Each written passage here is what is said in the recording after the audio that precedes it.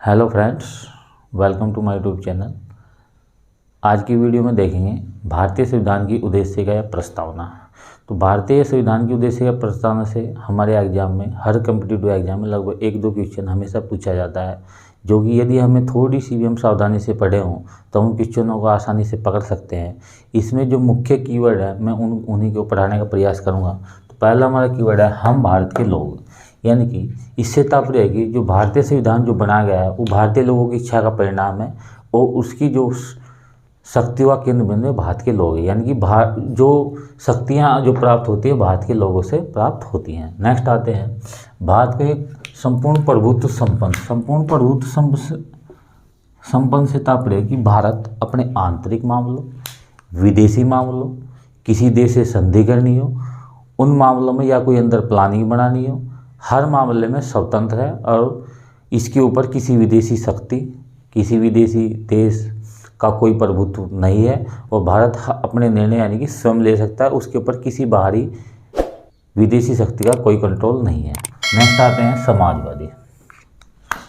समाजवादी से तात्पर्य है भारत ने लोकतांत्रिक समाजवाद को अपनाया। समाजवादी शब्द जो है ये 42वें संविधान संशोधन 1976 द्वारा जोड़ा गया। तो समाजवादी भारत में जो लोकतांत्रिक समाजवाद की जो स्थापना की गई है उसका उद्देश्य ये था कि भारत ने मिश्रित अर्थव्यवस्था को अपनाया, यानी कि उत्पादन के जो साधन हैं उन पे कुछ कंट्रोल सरकार का रहेगा और कुछ कंट्रोल जो है वो प्राइवेट सेक्टर का रहेगा। जैसे हम यदि संविधान की बात करें तो आर्थिक न्याय भाग 4 में 39 आर्टिकल 39, 39B और 39C में इसकी अवधारणा दी गई है। और पंथ निरपेक्ष से तात्पर्य है कि भारत में किसी भी धर्म को राजधर्म के रूप में नहीं माना गया है और भारत में सभी धर्मों को समान संरक्षण प्राप्त है तथा राज्य जो है किसी भी धर्म को विशेष संरक्षण नहीं दे सकता। यहाँ पे सभी धर्मों को तटस्थ मानकर सभी धर्मों को समान संरक्षण दिया गया है। नेक्स्ट आते हैं लोकतंत्रात्मक से तात्पर्य है कि भारत में जो शासन है वो लोगों के द्वारा निर्वाचित प्रतिनिधियों के माध्यम से किया जाएगा। जैसे हमारी जो सरकार है, केंद्र सरकार है या राज्य सरकार है, वो लोगों के द्वारा जो हम प्रतिनिधि चुनते हैं, जैसे चाहे सांसद चुनते हो चाहे विधायक चुनते हो, तो उनके द्वारा जो शासन चला जाता है ये वही लोकतांत्रिक व्यवस्था की बात है, या जिसे प्रतिनिधि प्रणाली भी कहते हैं। आते हैं नेक्स्ट क्वेश्चन पे, गणराज्य। ये हमारा हो गया यहाँ तक। नेक्स्ट आते हैं गणराज्य। गणराज्य से मतलब है कि जैसे इंग्लैंड में वहाँ पे राजा होता है, फिर उसका पुत्र, ऐसे पीढ़ियाँ चली आ रही है, ऐसे भारत में नहीं है। भारत में क्या है कि गणराज्य से तात्पर्य है कि जो भारत का जो राष्ट्राध्यक्ष होगा वो जनता के द्वारा चुना जाएगा।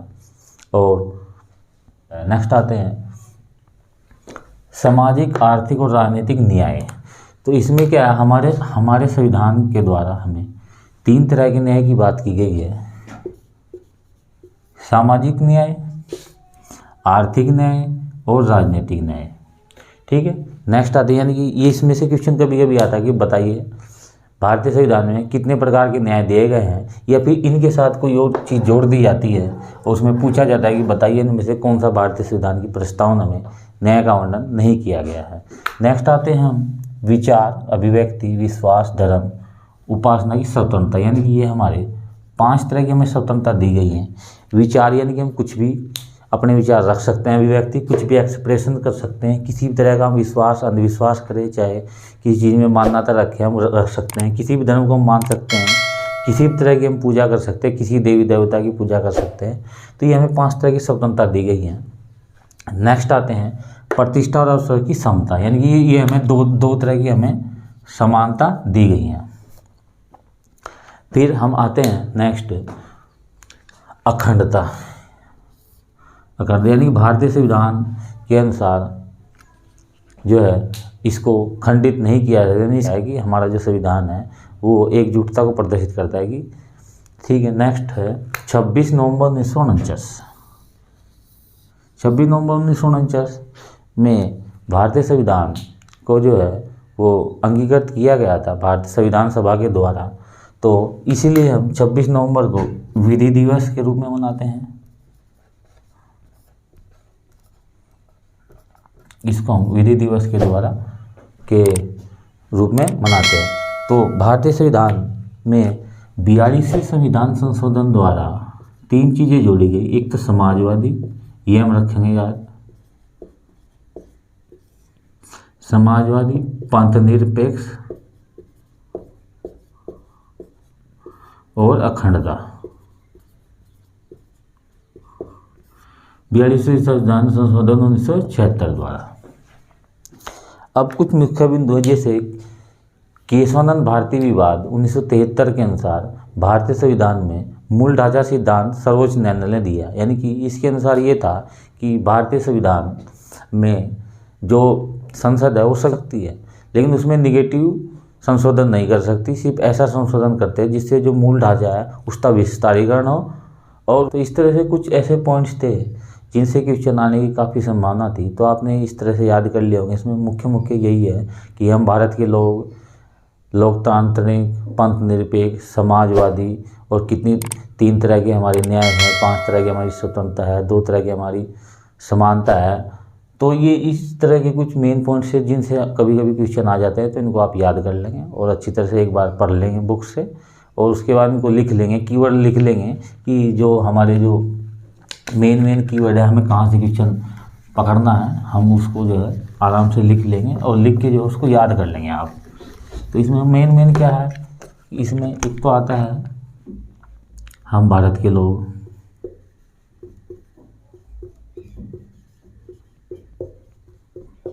आपने ये याद कर लिया होगा। एक पंथ निरपेक्ष है, एक आता है हमारा समाजवादी, एक तंत्रात्मक, एक हमारा आता है हमारे जो हमारे न्याय दिया गया है 3 तरह का। एक आती है हमारी स्वतंत्रता 5 तरह की, और एक आती है हमारी समता या समानता 2 तरह की। तो ये मुख्य बिंदु है, हम इनके बारे में थोड़ा पढ़ लेंगे ताकि हम आसानी से पेपर में ये पकड़ सके कि क्वेश्चन किस विषय से संबंधित है और क्या पूछना चाह रहा है। तो इन कीवर्ड को हम याद कर लेंगे, यही मोस्टली इन्हीं से क्वेश्चन आता है। तो आप इस चीज़ का विशेष ध्यान रखेंगे कि क्वेश्चन आपसे छूट ना पाए और आप जो है क्वेश्चन एग्ज़ाम में आसानी से सोल्व कर पाएँ। तो वीडियो दोस्तों को शेयर करें, लाइक करें और सब्सक्राइब अवश्य करें ताकि आपको ऐसी इंफॉर्मेटिव वीडियो मिलती रहे। और दोस्तों मुझे कमेंट जरूर करें कि आपको मेरा पढ़ावा कुछ समझ भी आ रहा है कि नहीं। ठीक है, थैंक यू फॉर वॉचिंग।